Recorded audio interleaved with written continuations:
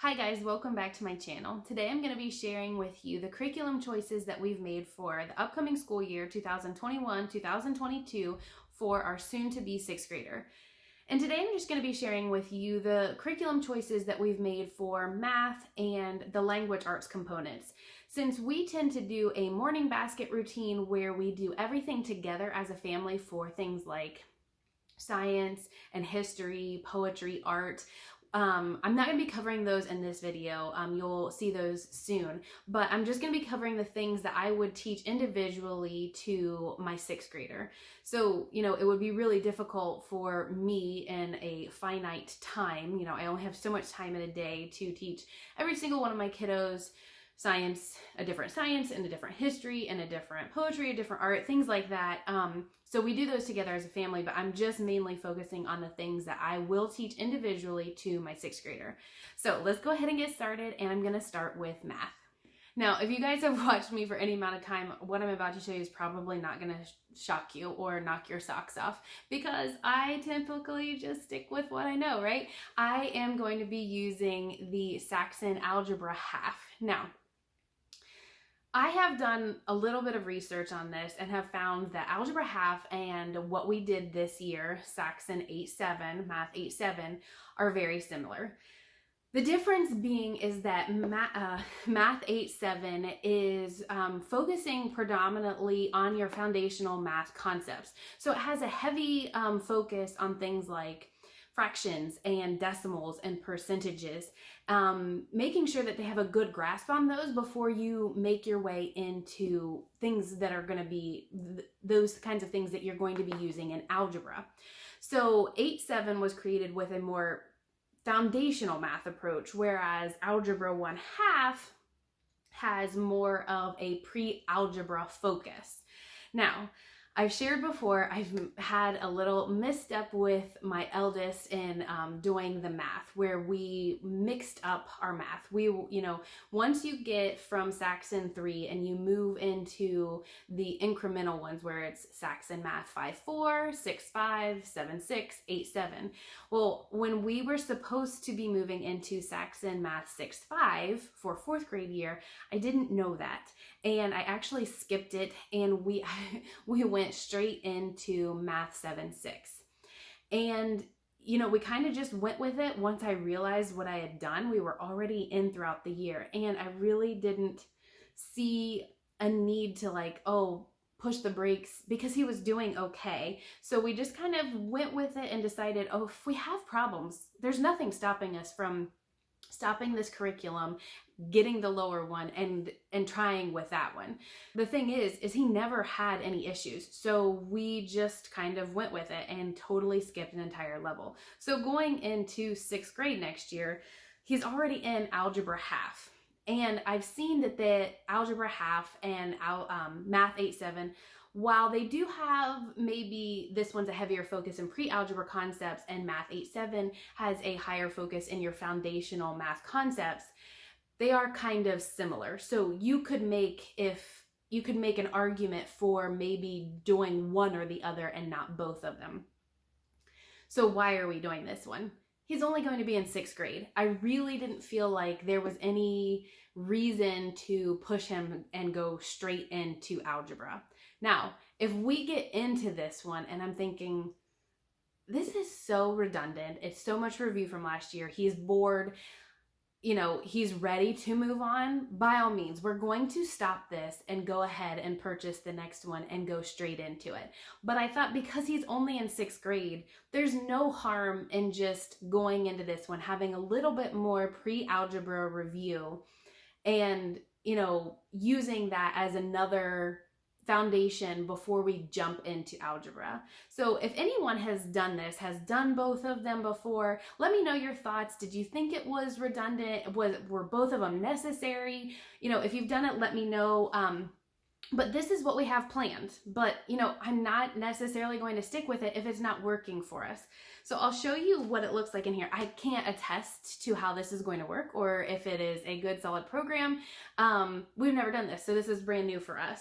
But this one definitely this one is hardbound or a hardback. And this is the first one that we've had that's like this. And it's honestly much thinner than the Math 8-7, but you'll see that this one is starting to look more and more like a textbook.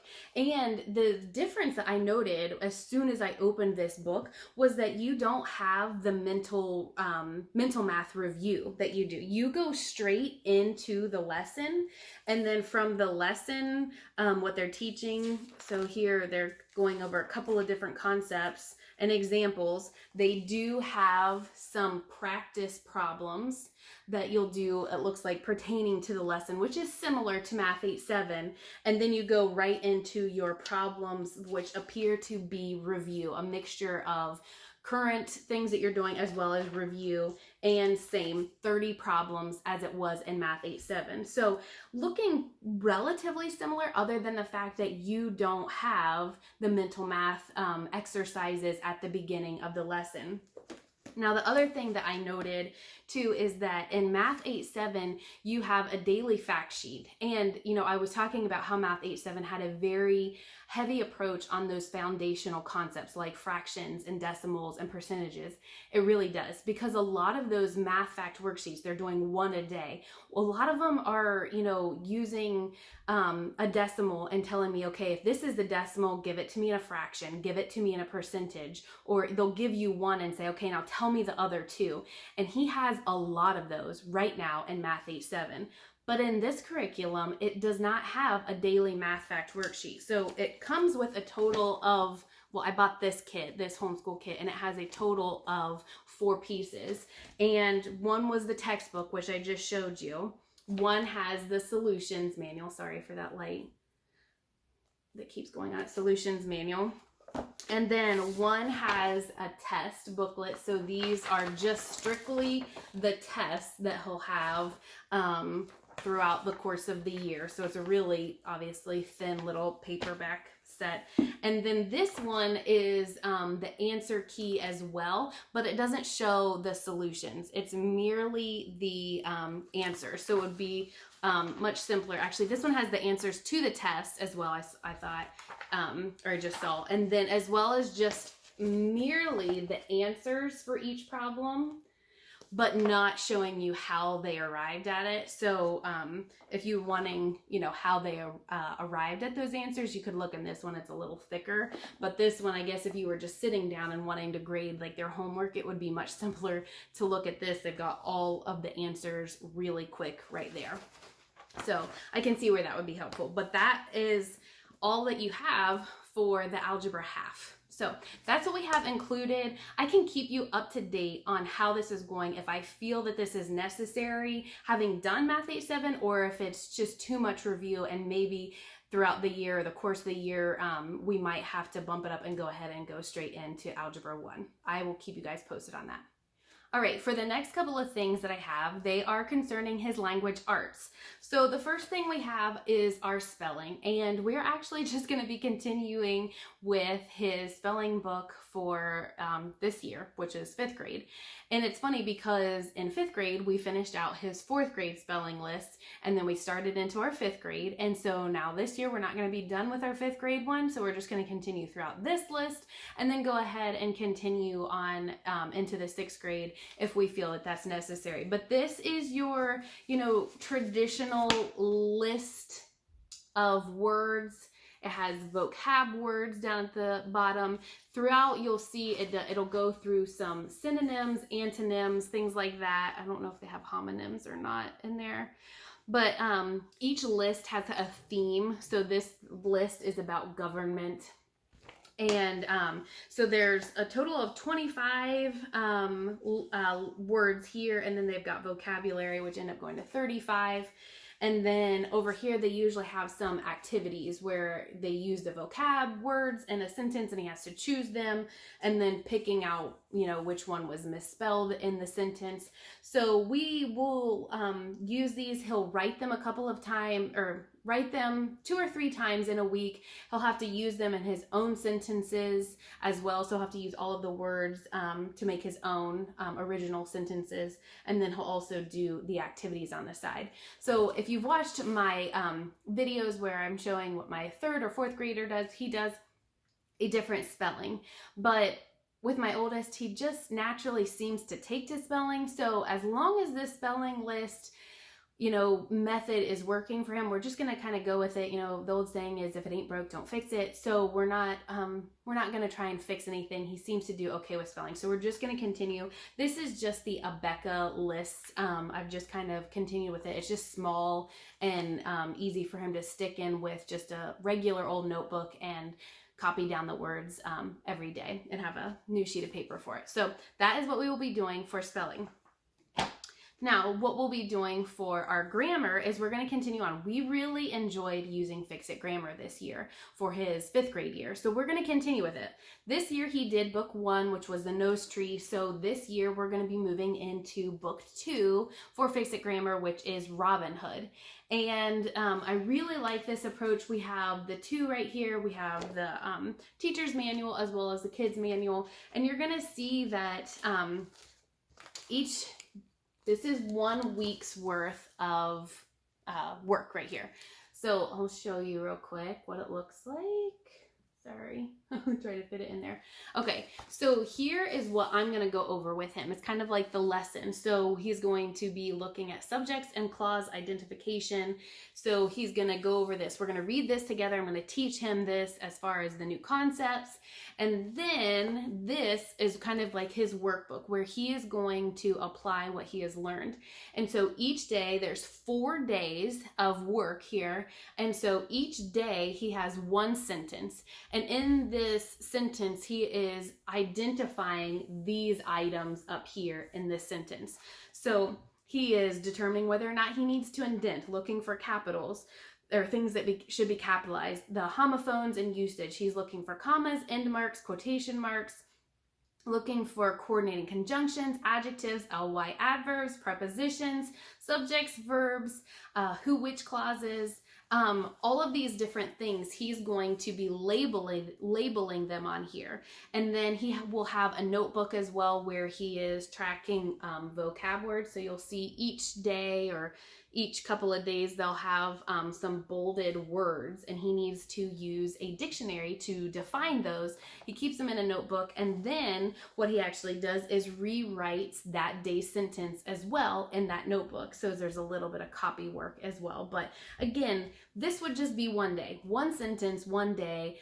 He actually really enjoys Fix-It Grammar as opposed to other things that we've done in the past because it is manageable. It is 1 sentence a day. It is not over the top. It does not take him longer than 10 to 15 minutes to do. I mean, I would say probably under 10 minutes actually if you're just doing the 1 sentence. So it's really doable. He seems to really enjoy, the idea of it's kind of like a hunt. You have to look for all the things that are wrong or missing or need labeled in the sentence. So it's kind of a game. Can you find all of them?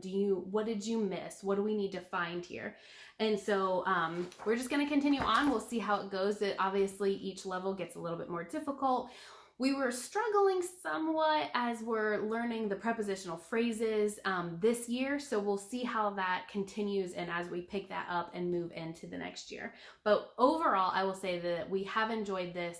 It has been a very good addition to our lineup of curriculum. So we will be doing Fix-It Grammar, Robin Hood. All right, the last thing that I have for our language arts is something that is also very new. Obviously, everything that I'm doing for my 6th grader is new because he's my oldest, so I've never done all the stuff that we're doing. But this one I'm particularly excited about because with having 4 kids, as you know, a lot of us homeschool moms, we know that if we have multiple kids, they're all in different grades, and it can be a challenge trying to tackle all the different kids and all the different subjects and all the different grades. So I was looking for something that I could outsource and give myself some sort of time. So I decided I wanted to outsource the subject that I was weakest in, and that was writing. I particularly struggle with it because I am a black and white learner. I like that. I love math, love science, because 2 + 2 always equals 4. And, you know, it doesn't matter what way you write it or how you do it, that's always going to be the answer. But with writing, it's just not like that. We could have the same subject.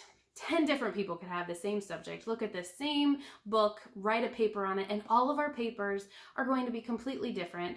But it doesn't necessarily mean that any one of them is wrong. And I struggle with that. I struggle with helping him and helping him get his thoughts down onto paper and, you know, making it as best as he can, because I always think, oh, it could be better, and it could be better, you know, in my mind. I'm not saying this to him actually, but I digress. So anyway, I wanted to kind of have something that they could watch or someone else could teach it and just outsource my weakest subject. So I chose to outsource our writing, and so we are outsourcing to IEW. We have used it in the past in different ways. We've done it in co-ops before, but this is the first time that I'm truly relying on the videos that Andrew Pudua is going to be teaching my kids.